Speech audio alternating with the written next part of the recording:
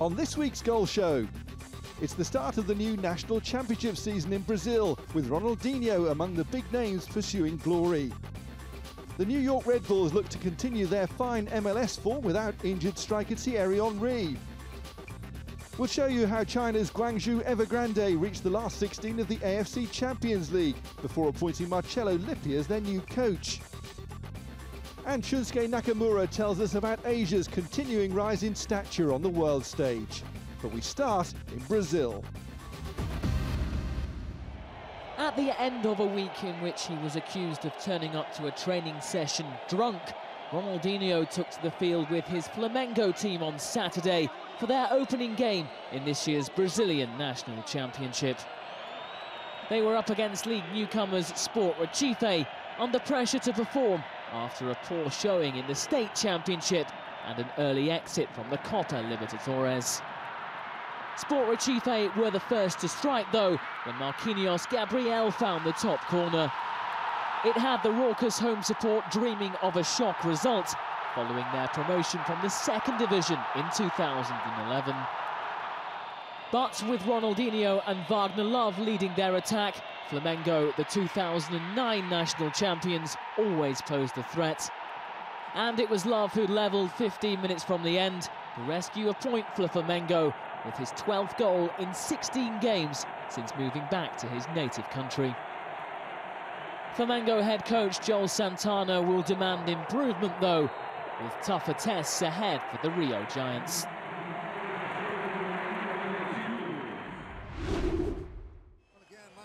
Despite being without injured star Thierry Henry, the New York Red Bulls are making a big impact in Major League Soccer. On Saturday, they travelled north to Canada to play the Montreal Impact, looking to extend their winning run to 5 games. With just 1 defeat in 6, Montreal were also eager to continue their good run of form in their debut MLS season.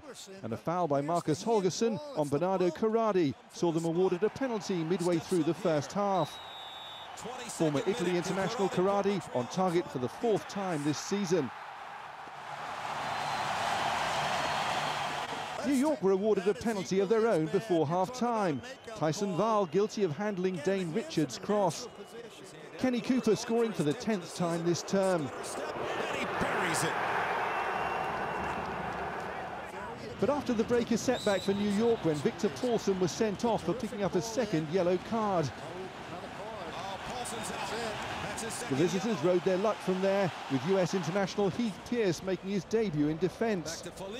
Miguel Montano struck a post for Montreal, and a few minutes later they were left to rue that misfortune.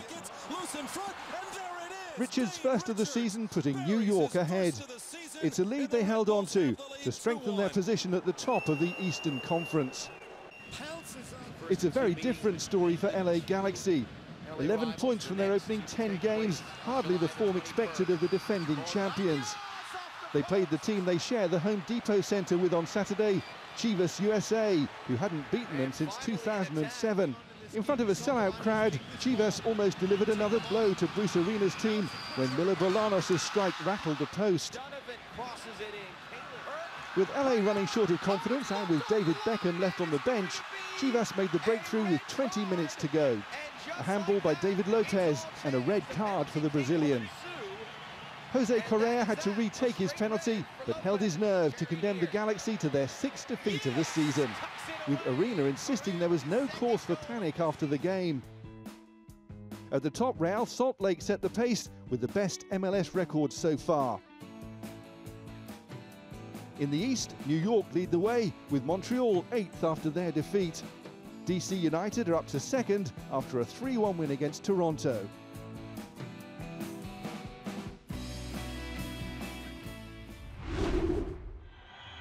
To Asia now, where the group stages of this year's AFC Champions League concluded in midweek. Among the teams vying for a place in the last 16 were Iran's most successful side, Persepolis. They travelled to Dubai to play Al-Shabaab for their final Group D game, eager for the point they needed to reach the knockout phase. Without a win in the competition so far and already eliminated, Al-Shabaab struck first. This free kick from Essa Mohammed, putting the home side into a surprise early lead. It sparked Persepolis into life though, and just before half-time the travelling fans were celebrating as Ayman Zaid equalised with his 5th group stage goal. As 9 times winners of the Iranian National League, the Tehran-based club have failed to match that success on the continent.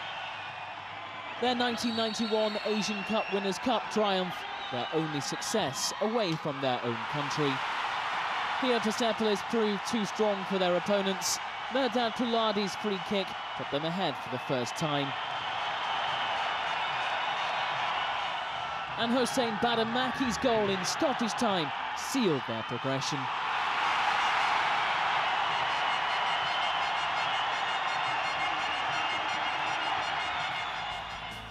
Saudi Arabians Al Hilal joined them in qualification from Group D. They sealed top position and home advantage in the one-legged last 16 ties after a 2-1 win against Qatar's Al Gharafa. Guangzhou Evergrande were the only Chinese team left with any hope of making it through. They travelled to Thailand to play Buriram United for their final Group H game, with their chances in the balance. Needing to win at the Thunder Castle Stadium, they took the lead just after half-time through Gao Lin. But Buriram, who still had a chance of going through themselves, equalised when Zheng Ji's weak header set up SERIE Dom Tai Song to make it 1-1 just short of the hour mark. However, with seconds left, Brazilian Cleo was bundled over by Surat Suka in the area. And Argentine Dario Conca, playing despite being banned for 9 matches by his club for criticising coach Lee Jiang-soo, dispatched the penalty. It sent the ambitious Chinese club into the last 16 as group winners on goals scored.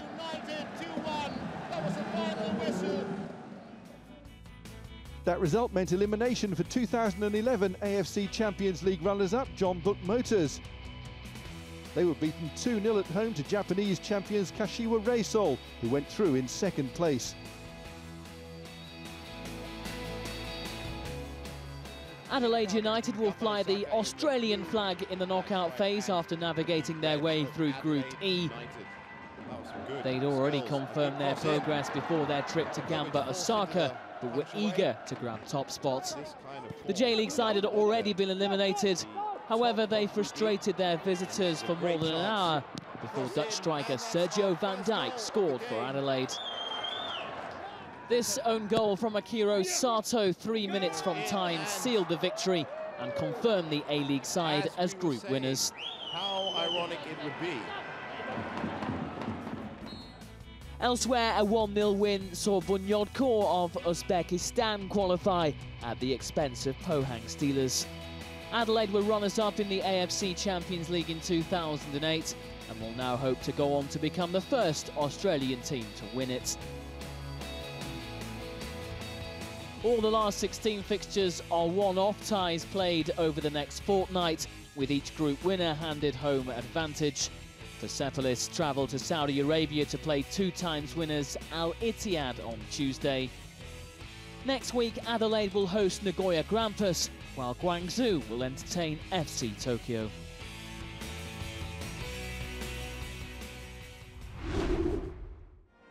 Despite Guangzhou's progress in the AFC Champions League, they sacked coach Lee Jiang-soo after the game and replaced him with Italian World Cup winning boss Marcello Lippi. His first game, a Chinese Super League match against Qingdao Janoon on Sunday.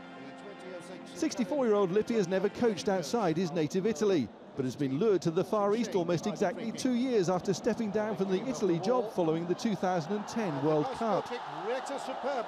Evergrande already had a 4-point lead at the top and had the better of the early chances, with Cleo going close twice. Qingdao had chances of their own, with Li Peng's header also testing keeper Yang Jun. But the lack of a breakthrough left Lippi looking anxious on the touchline. The game's only goal came with just over 20 minutes to go. Gao Lin heading home a corner to seal the win. And Marcello Lippi gets his first goal as head coach of Guangzhou Evergrande. Guangzhou Evergrande stay 4 points clear at the top, as Beijing Guoan also won 1-0 against Changchun Yatai. Guangzhou will hope Lippi's experience can help deliver a second successive Chinese Super League title.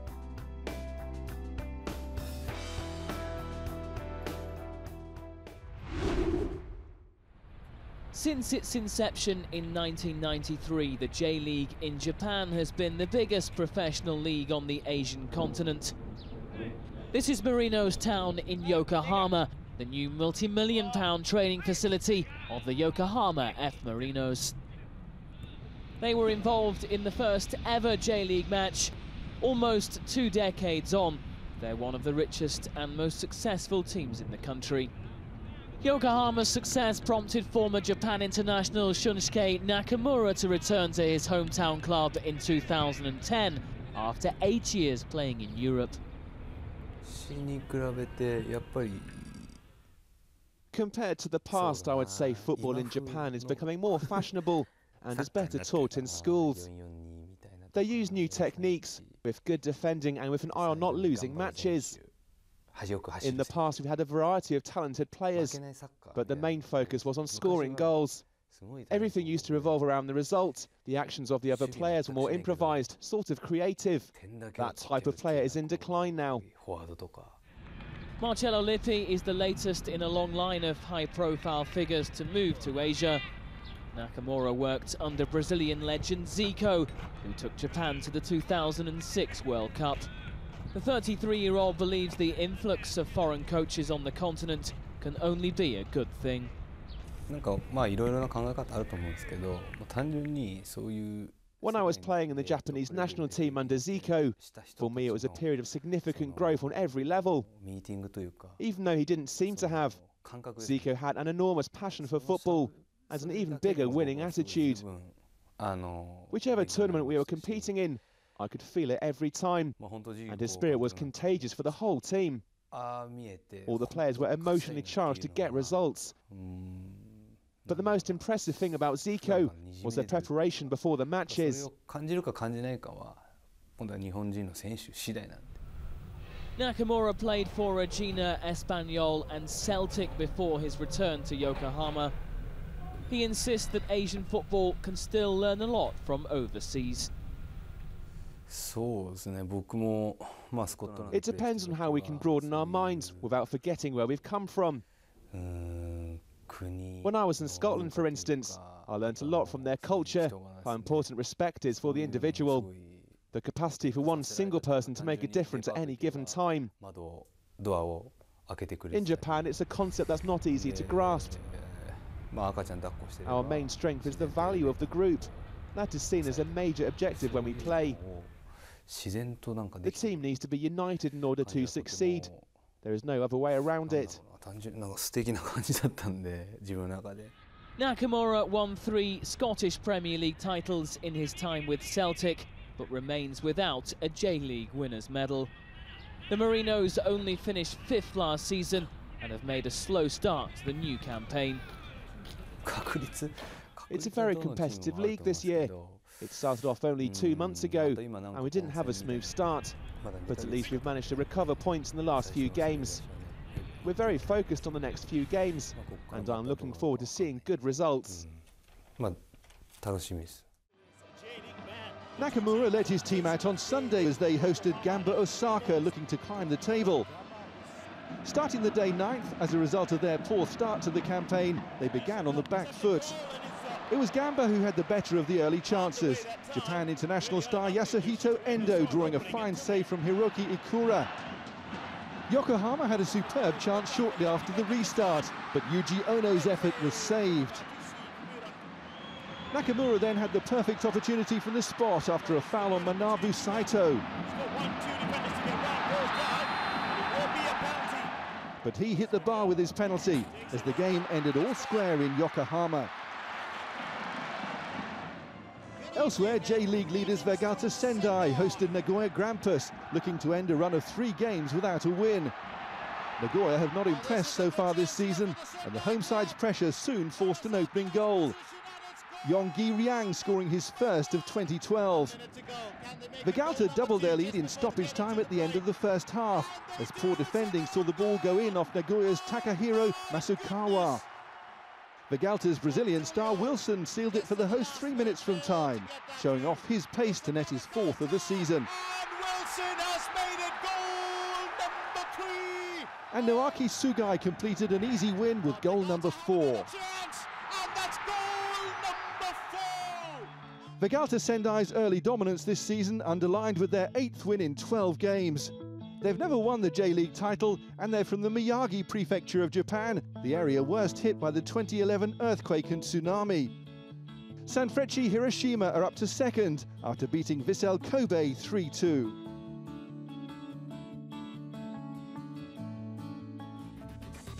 Coming up in part 2 of this week's goal show, Chelsea celebrate their Champions League triumph on the streets of London. And there's drama from Israel, where Hapoel Tel Aviv were looking to win the State Cup final for the 3rd year running.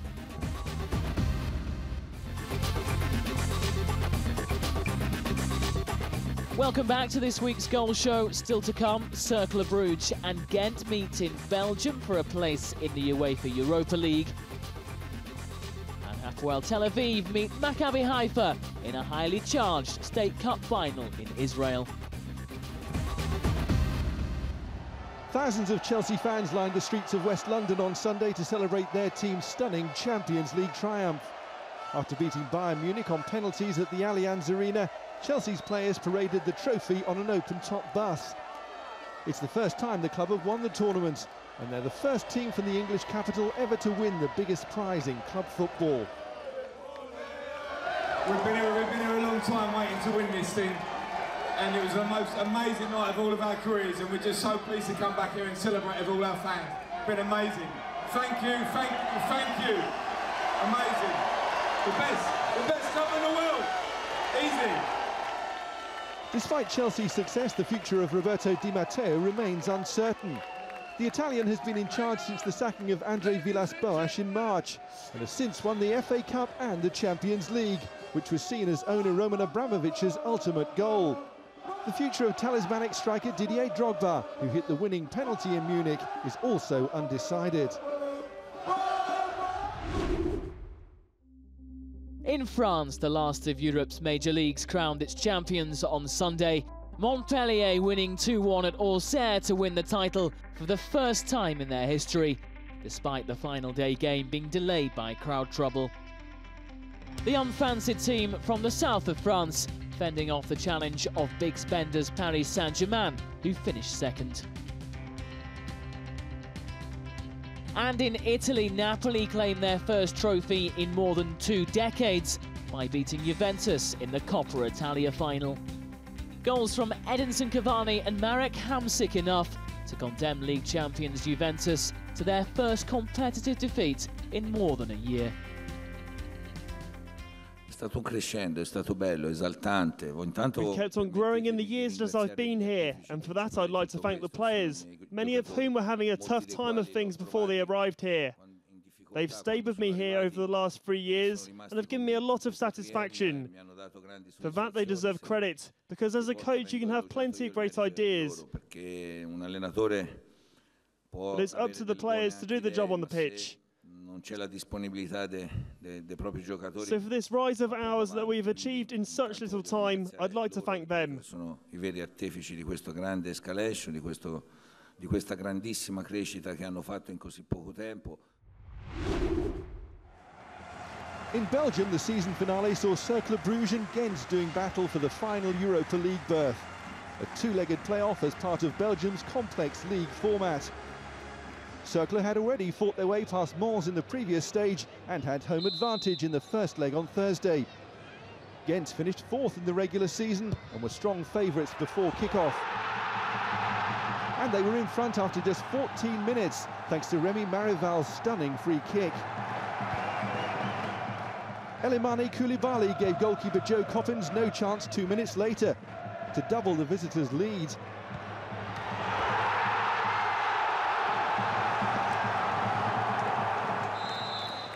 But Cercle went in 2-1 at the break.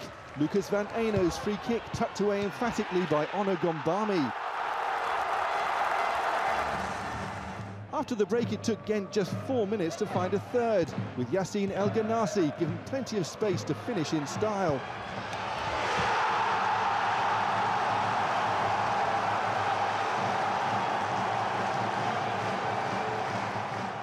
Danish midfielder Jesper Jorgensen fired home from close range just past the hour to score his 12th of the season. And he added a late header to cap a fine 5-1 away win, making Sunday's second leg all but academic. Ghent going on to win the return leg 2-1, and they join Genk as Belgium's Europa League representatives next season.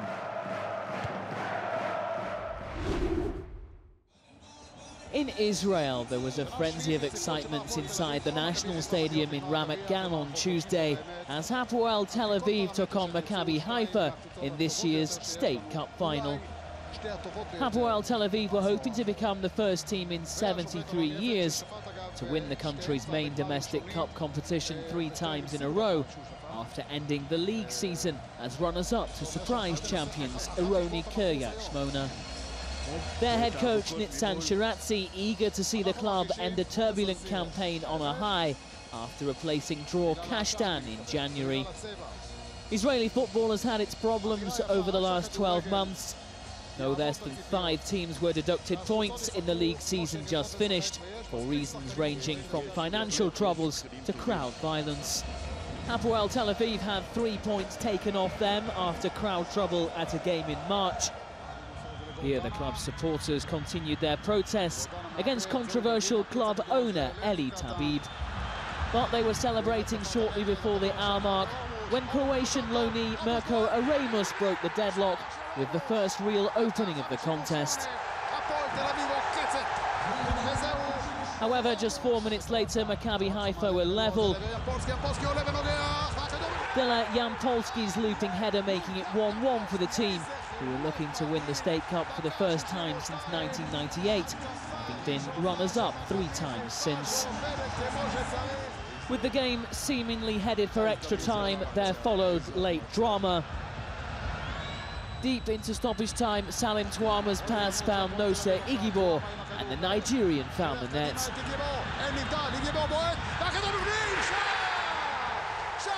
The goal sparking wild scenes of celebration as Hapoel Tel Aviv won the Israeli State Cup for the 15th time in their history. For Maccabi Haifa and their outgoing head coach Elisha Levy, a bitter blow, as 5th place league finish had left them relying on this game for a place in Europe. Hapoel Tel Aviv's 38-year-old Walid Badia lifting the trophy as the club's captain for the 5th time in 7 years since moving from Maccabi Haifa.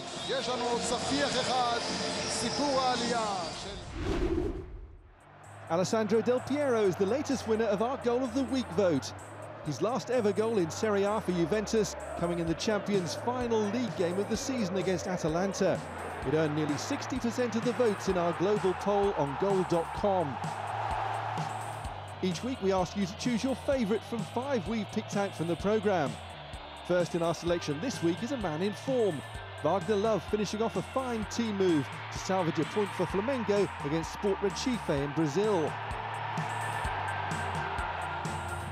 Goal 2 is Jadson's clinical strike for Sao Paulo in their game at Botafogo, made superbly by the craft of teenage star Lucas Moura. Hossein Badakari's strike for Persepolis against Al-Shabaab is goal 3. It helped his team reach the last 16 of Asia's premier club competition. Our 4th pick is from Belgium's Europa League playoffs. Remy Marival's free kick for Ghent against Cercle Bruges. And from the same game comes goal number 5.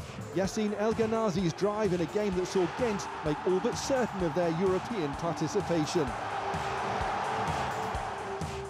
So that's your list of 5 to choose from this week. To vote for your favourite, simply head for the video section on goal.com. And you could also follow us on Twitter. On next week's Goal Show, more from Brazil, where Corinthians are hoping to make it back-to-back national titles. And international football action, as the countdown to Euro 2012 continues.